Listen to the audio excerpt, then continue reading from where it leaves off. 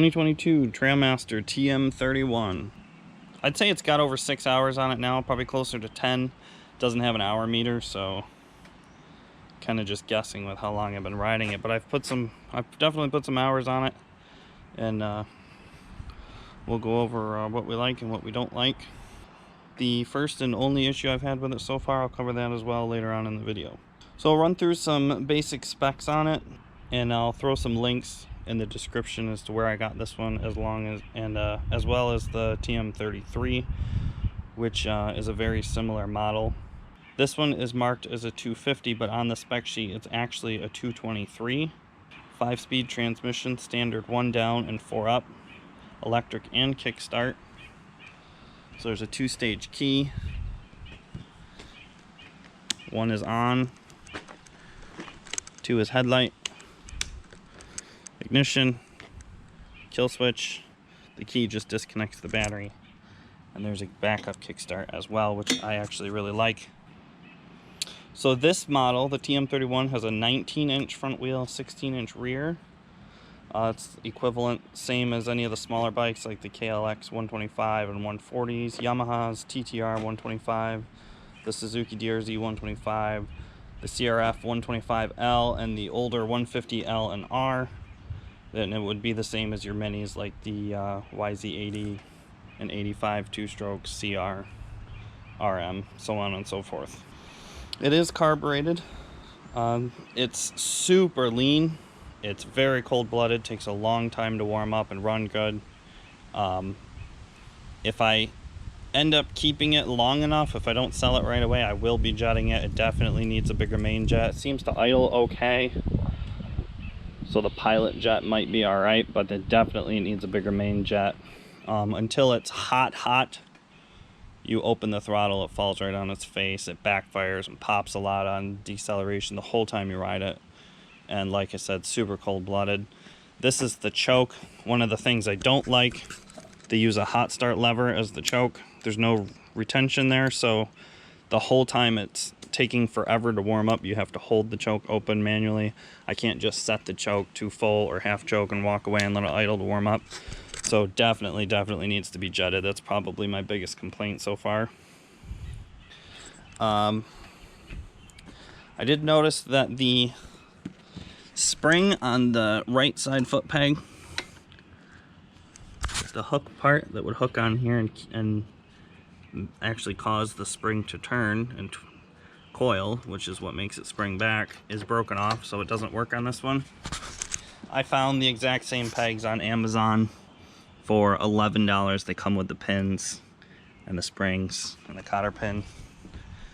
I just have to put it on. You can see this one has the hook there and here. That's how it's supposed to work. That's super annoying because especially in hill climbs, you'll hit it on something, it'll fold up and stay, and then you go to put your foot on it, nobody's home. So as I mentioned before, I did find something I would call it not necessarily an issue because it's a wear part. However, this is where you really start to see the difference between the Chinese and Japanese stuff, or even the American made stuff, is that's less than 10 hours. I mean, not a very fast, powerful bike, not a lot of torque. I will say I'm a fan of the steel sprockets. I don't like aluminum sprockets. They wear out too fast, they get eaten up. The sprockets are in good shape, they seem pretty nice. It is a standard 520H, so I just bought an RK for it.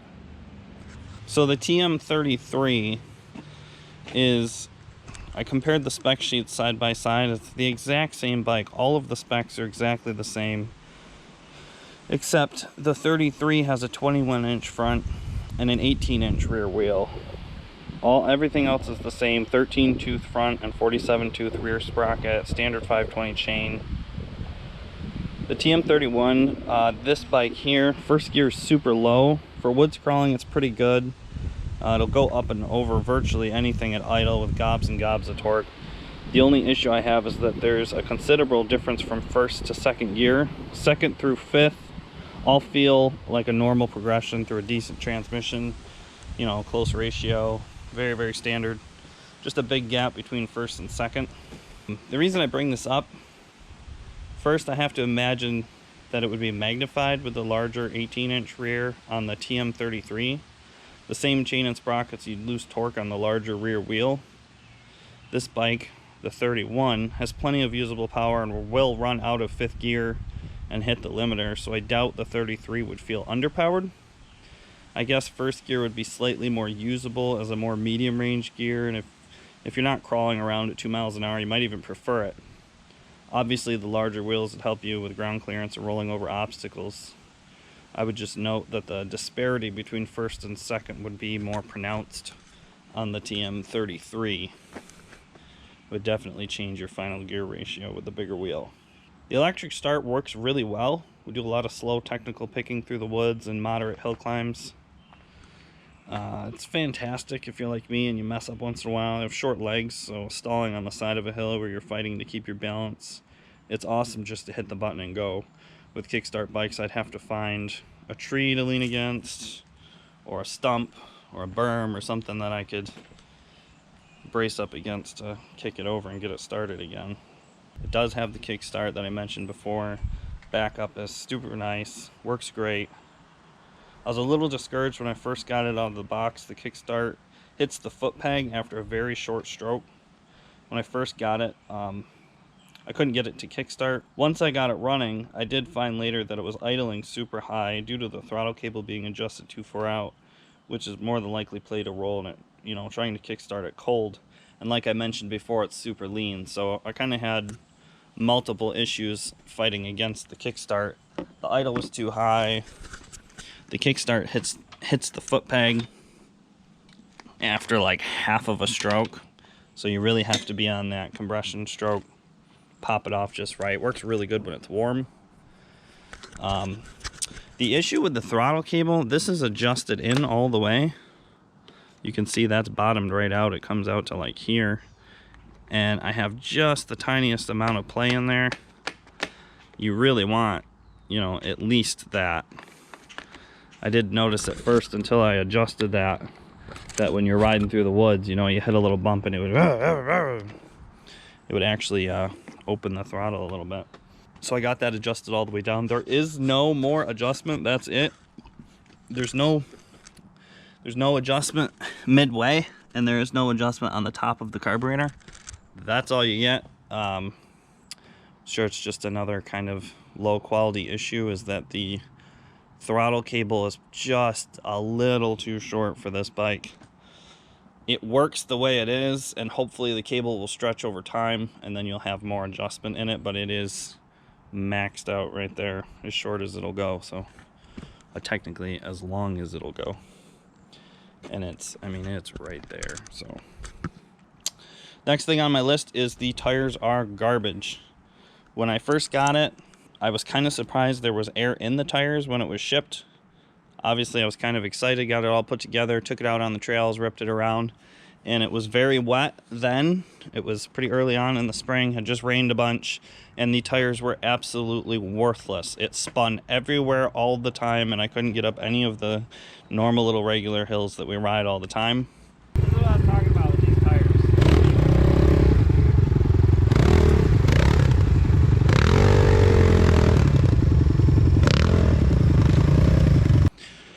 I was riding with a friend and I was complaining about the traction, and he goes, "Hey man, you should let some air out of the tires. They look awful hard." So my mistake, should have checked it earlier, but I let some air out of the tires. They were pumped up. I don't know, there was probably like 25 psi in there.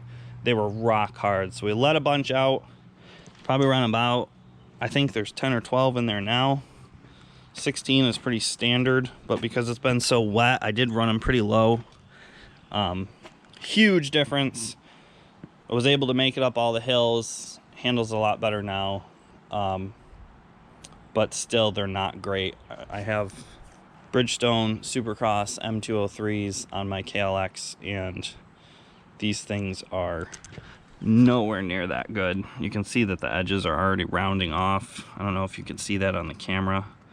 I have not ridden it on the street. That is just 100% soft, muddy woods riding is already chewing them up, so I don't imagine they'll last very long at all. and it will be getting tires immediately. Depends on where you're riding and how you ride. They may be good enough for you if you live in a drier climate somewhere out west. They're probably halfway decent. They're just not sticky. I wish they were stickier, but definitely don't seem like they're going to last very long, which is to be expected. You know, that's one of the factors of it being a Chinese bike, is all of the pit bikes I've ever owned came with plasticky garbage tires. And I kind of knew that going in, and like I said, if I were to keep the bike and run it, that would be the next on my list. Definitely new rubber. What's it like riding it? I have quite a few hours on it. Like I said, 6 to 10, somewhere in there. Probably over 6, I would say closer to 10 if I had to guess. Again, doesn't have an hour meter. I'm just going based off of how many times I've ridden it and how long I rode it each time. I'm not an authority on suspension at all. I don't really know much about it, and I haven't played with it. I'll do my best to describe how it feels to me, and hopefully that's enough information for you guys that actually know to get kind of an idea of what it's like. It feels really harsh and stiff to me. The suspension is adjustable, both the spring rate, dampening, and rebound. I believe there's 2 screws on the top, and then adjustable collar for the preload. As far as the front, I only see 1 adjustment screw. Not sure if that's dampening or rebound, if you guys can see that. I'm 200 pounds. The little baby jumps I've done, it sucked it up without issue. I have a KLX 140 with Racetech front springs for my weight, as well as BBR adult rate rear spring in the rear, and this one jumps a little bit better. Definitely feels like you could hit larger jumps with it, and it would soak them up without bottoming out. At least better than my KLX. Like I said, I'm a little on the heavier side for the KLX's size. So if you're more of an average sized or a little smaller rider, you know, in the 150 pound range, I don't think you'd have any issue with how stiff the suspension is. It feels a little more like a race bike in that regard, as far as how stiff and twitchy and responsive it is. It's not the bit, you know, soft, floating, luxurious Cadillac suspension that's on like an enduro. Going down a dirt road full of potholes at speed, it feels pretty stiff. You get a lot of that feedback in the bars. It's a little jarring, not terrible, but definitely on the stiff side. And the rake angle feels really steep to me. It's twitchy and light, very nimble, but for me, a little on the too twitchy side. I have not experienced head shake or death wobble with it at all yet, but it's very aggressive in my opinion. The clutch is light and smooth, works awesome, feels great, has good engagement, no complaints there. I mean, it takes nothing to pull it. It's adjusted out pretty much the way it came, right where I would want it. Look at that, they even got the little breakaway notch in there. That's cute. Works good, no complaints there. You know, the levers, they're okay. They're definitely better than a pit bike. Kind of medium quality, what I would expect, you know, for like a $20 set off Amazon. That's kind of what they feel like. I've laid it down a little, like just tipped it over doing hill climbs and stuff in the woods. Obviously there's no real damage to the bike, but I mean, they didn't break or bend immediately.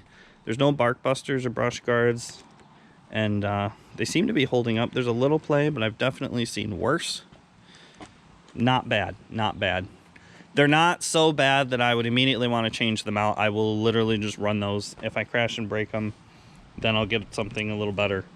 Definitely not bad enough to attack right out of the box. I'll just run those. Good enough. The front brake is okay. It's a little squishier than I would like, but it works good enough. It pulls just too far, in my opinion, and it's adjusted pretty much all the way out, so you're not going to get too much more adjustment out of that. And I just feel like it's kind of a spongy master, but it works. It stops the bike. It's not bad enough for me to replace it yet. It has the large wave rotors on it. I don't remember the size specifically. Both front and rear are the same size. Like I said, there'll be a link in the description. There's a spec sheet on the website, and it does have the rotor size on there. It's a dual pot caliper in the front, single in the rear. The rear is phenomenal. It works so good. It's a little on the touchy side. It will lock up immediately, but it's not too sensitive. You can feather it, you can slow down without locking the back up. The rear brake is probably the best thing about the bike. It works amazing. You can wheelie it, feather it, you don't mouse trap it, you can lock it up when you need to. Very powerful, feels perfect. I wish the front was as good as the back. The back brake is awesome. Spent a lot of time thinking about it. Should you buy one? Well, it really depends on your situation. The quality is actually pretty good. It's light years away from the first couple of pit bikes I owned 10 to 15 years ago. The quality is good. It's good. It's good, and it's getting better. I will say this, and you guys can decide what that means for you individually. The only thing that would keep me from owning this bike as a primary bike or my only bike is the aftermarket. I just don't see a ton of readily available parts. Something will break eventually. Even top of the line, name brand, high-end motorcycles will need parts eventually. If I could order any part I need at a competitive price and it was readily available and didn't take 6 months to get here, I would definitely consider this bike as a real contender for my style of riding. It is a really nice bike. Well guys, I hope that helps and answered some of your questions. Leave any comments down. If you have specific questions, things you want to know about the bike, I'd be happy to answer them the best I can. And right now I'm just going to get this chain swapped out. It's a beautiful day and we might take it for a rip.